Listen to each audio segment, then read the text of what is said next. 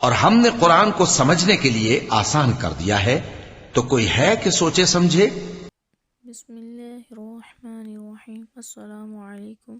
آئیے تجوید سے قرآن سیکھیں۔ کلاس کے آغاز میں ہم اللہ تعالیٰ کے شکر گزار ہیں کہ جس کی توفیق سے ہم اس نئے کام کا آغاز کر رہے ہیں، اور اس نئے کام میں جتنے بھی لوگ شامل ہیں سب مبارکباد کے مستحق ہیں۔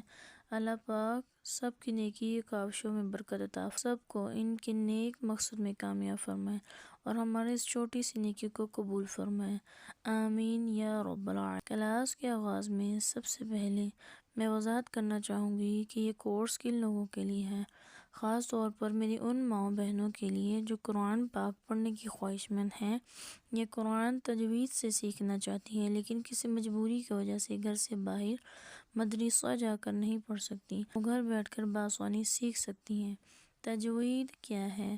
مخارج، صفات، قواعد۔ مخارج، صفات اور قواعد کا خیال رکھتے ہوئے قرآن پاک کو صحیح اور خوبصورتی سے پڑھنا ضروری ہے۔ ہم چونکہ عجمی ہیں اور قرآن پاک عربی زبان میں ہے، اسی لیے ہمیں قرآن پاک عربی زبان میں سیکھنے کے لیے تھوڑی سی محنت کی ضرورت ہے، جیسا کہ حدیث مبارکہ میں ہے، اور قرآن پاک کو اپنی آوازوں سے مزین کرو۔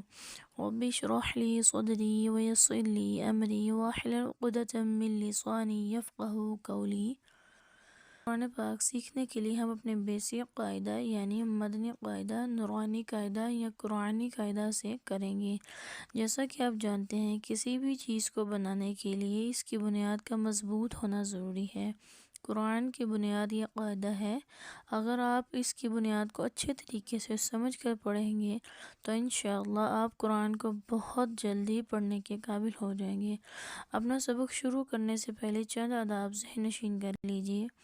انگلی الفاظ پر، کان آواز پر، اور نگاہ اپنے سبق پر کر لیجئے۔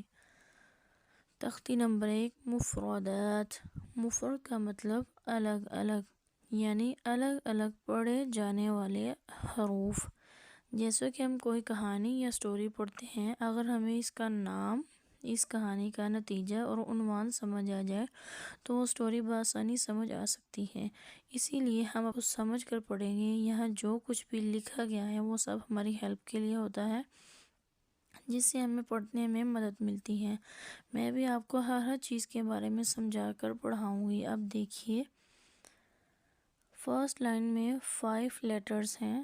اب اگر آپ اس کے بلاکس دیکھیں تو ایک بلاک میں ایک حروف لکھا ہے۔ اب اس کا بھی ایک مقصد یہ ہے کہ ہم نے ایک حروف ایک سانس میں پڑھنا ہے تاکہ مخارج صحیح سے ادا ہو سکے۔ سب سے پہلا لفظ ہے الف۔ الف جلدی سے پڑھنے والا حروف ہے، اس کو کھینچ کر نہیں پڑھتے۔ اس کے ساتھ آپ کو ایک چھوٹا سا الف لکھا ہوا نظر آ رہا ہوگا۔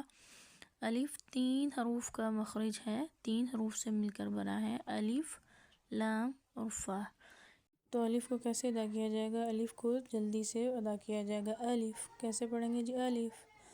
اب آپ اگر دوسرے بلاک میں دوسرا لفظ دیکھیں تو دوسرا لفظ ہے با۔ با کے ساتھ آپ کو ایک چھوٹا سا لفظ لکھا ہوا نظر آ رہا ہوگا۔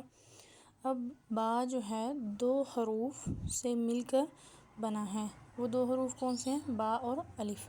اور با کو ادا کرنے کا کلیہ یہ ہے کہ جب با کو ادا کریں گے اس کو ایک انگلی کے برابر لمبا کر کے ادا کریں گے، جیسے با۔ ٹھیک ہے جی، کیا ادا کریں گے؟ با۔ جس لفظ کے ساتھ الف آ جائے گا اس کو ایک انگلی کے برابر لمبا کر دیا جائے گا۔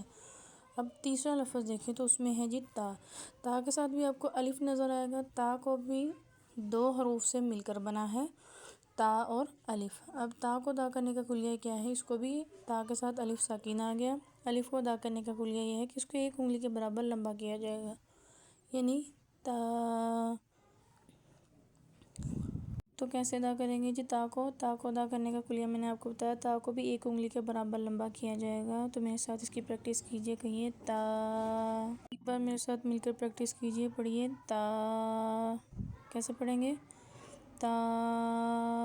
اب تا کے بعد اگر آپ دیکھیں تو اس کے بعد جو ہے لفظ آ رہا ہے جی سا۔ یہ الف بے تے سے نہیں پڑھیں گے، یہ حروف تہجی جو ہے قرآن کی حروف تہجی۔ اس سا کو ادا کرنے کا کلیہ یہ ہے، سب سے پہلے آپ سا کو دیکھیں، سا کے ساتھ جو حروف ہے یہ دو الفاظ کا مرکب ہے، دو الفاظ مل کر لفظ سا ادا کرتے ہیں۔ اب سا کے ساتھ آپ کو الف نظر آ رہا ہے۔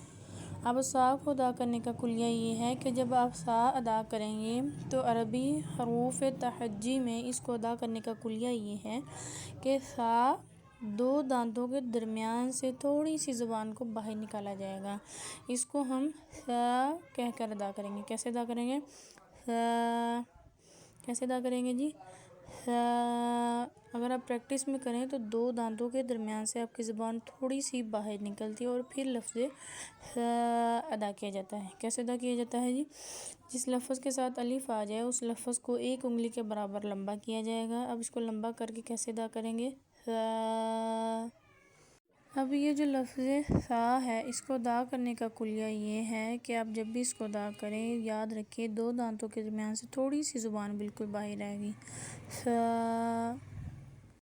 اب اگر آپ اگلے بلاک میں دیکھیں تو سا کے بعد لفظ جیم آ رہا ہے، اور جیم کو ادا کرنے کا کلیہ کیا ہے؟ جیم کے ساتھ آپ کو ایک چھوٹا سا لفظ لکھا ہوا نظر آ رہا ہے جس کو لکھا ہے جیم، یا کے اوپر کھڑا مد اور ساتھ اس کے ہے جی میم۔ اس کو ادا کرنے کا کلیہ یہ ہے کہ اس کو تھوڑا سا دبا کر ادا کیا جائے گا، جیسے جیم، ٹھیک ہے جی؟ کیسے ادا کریں گے؟ جیم۔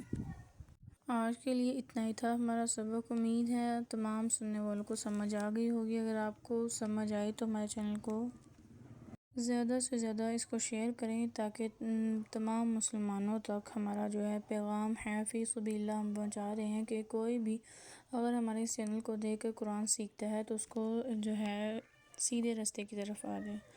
تو ملتے ہیں آپ سے اپنی نیکسٹ ویڈیو میں، تب تک کے لیے اپنا بہت سارا خیال رکھیے گا۔ وآخر دعوانا الحمد للہ رب العالمین۔